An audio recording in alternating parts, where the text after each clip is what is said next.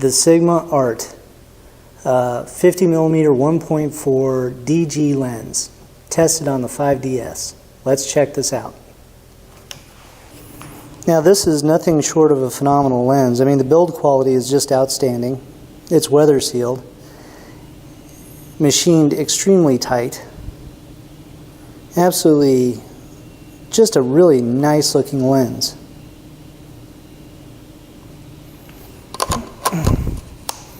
Has a 77mm filter thread and a big lens hood that comes off. Overall, it's solid feeling, but it doesn't feel like it's overly heavy. The autofocus on this thing is just silent. I mean, really, really nice. Can't even hear it. It's just so good. Now, the manual focus ring is not a click and stop. It does have end stops in it, but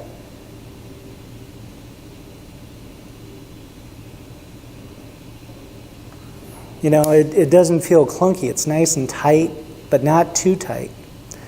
Just seems like it's a really nice lens. So let's take this out in the field and check it out.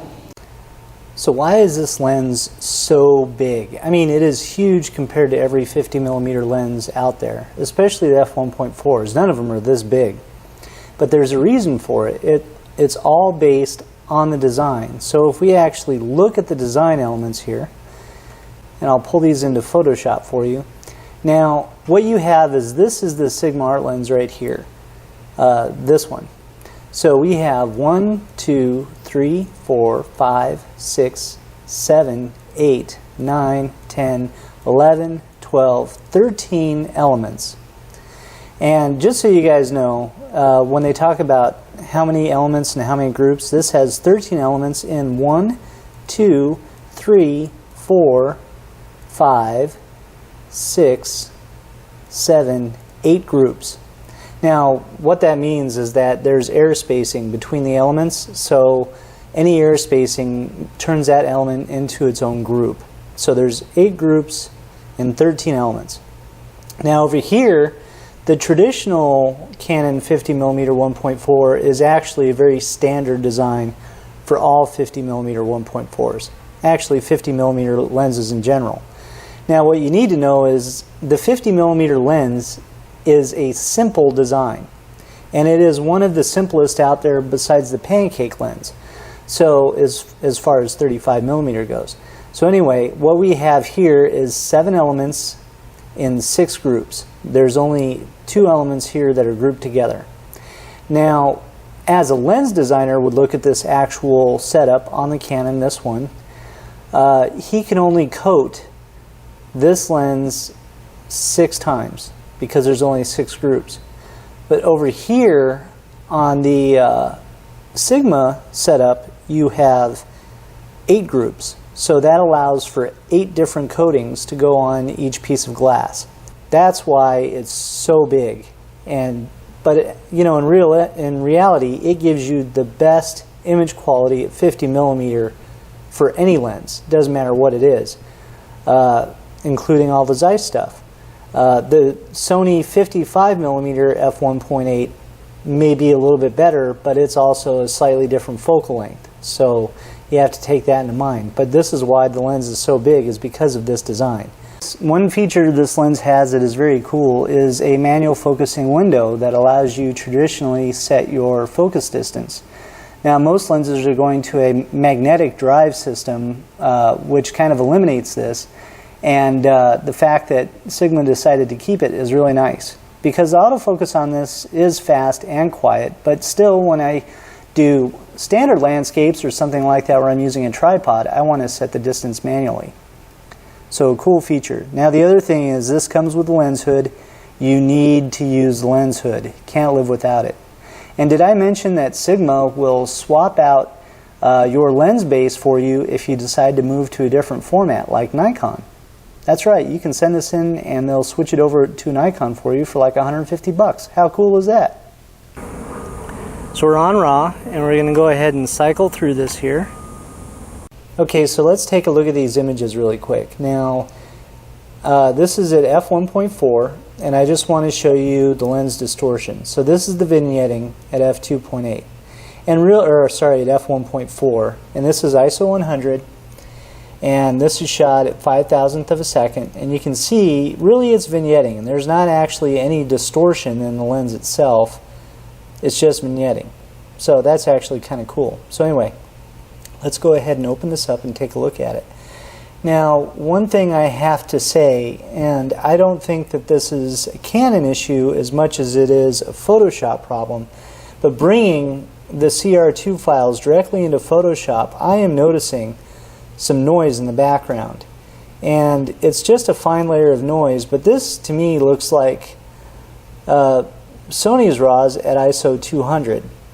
Now, as you can see over here, we have a little bit of lateral chromatic aberrations, this cyan fringing and purple fringing kind of going on here. It's pretty minimal at f1.4, and that's all the way in the background. And then we've got some longitudinal chromatic aberrations happening over here that are showing up as kind of a streak. And I'll get into what these different types of chromatic aberrations are later. But overall, believe it or not, even though this doesn't look all that great zoomed in, this is the best 50mm that I've ever tested. So it kind of gives you an idea of where everybody else is at. Really soft bokeh in the front, and really soft bokeh in the back.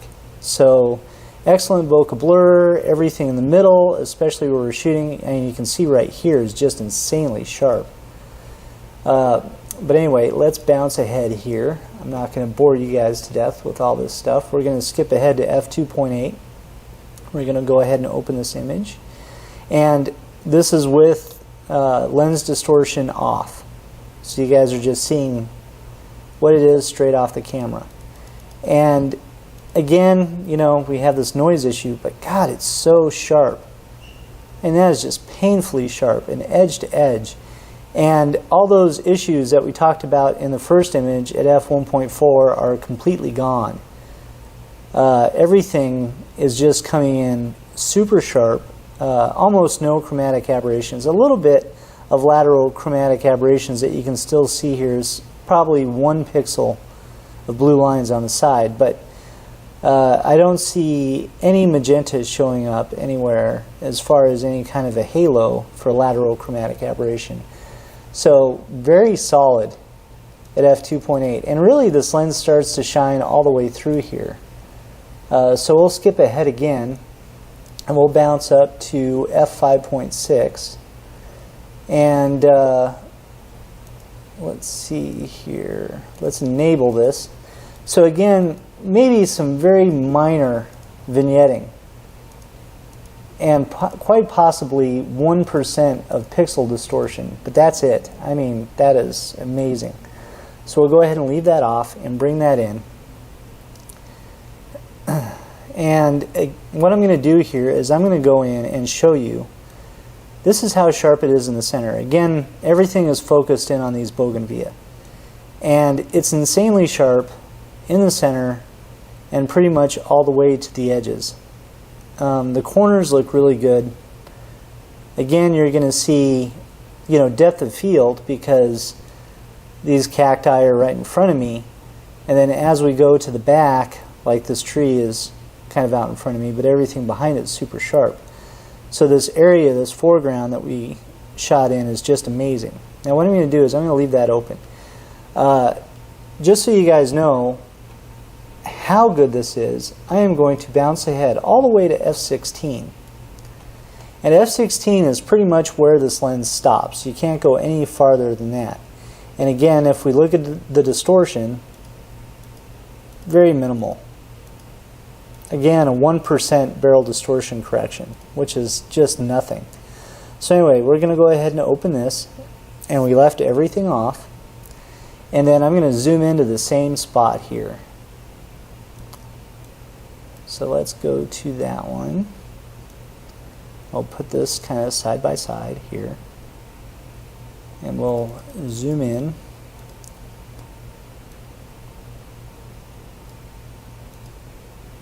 Oh, I guess I had it right there. Okay, now you can see how it's softer because we're at the end of the f-stops. But this is still very usable at f/16. And everything from these cacti all the way in the corner all the way back to the building are in focus. And there's no chromatic aberrations anywhere. It's just a little softer. This is just a phenomenal piece of glass. It really makes this camera shine. I mean, the 5DS just loves this thing. So, you know, unfortunately I can't do any crazy pet stuff with it because I'm just borrowing this stuff from Tempe Camera, obviously. But anyway, I would highly recommend this lens. This thing is just phenomenal. And it can be rented from Tempe Camera. So, if you guys like this video, give me a thumbs up, leave a comment, and subscribe to my channel for more information like this. Otherwise, you guys have a good day, and we'll talk to you later. See you soon.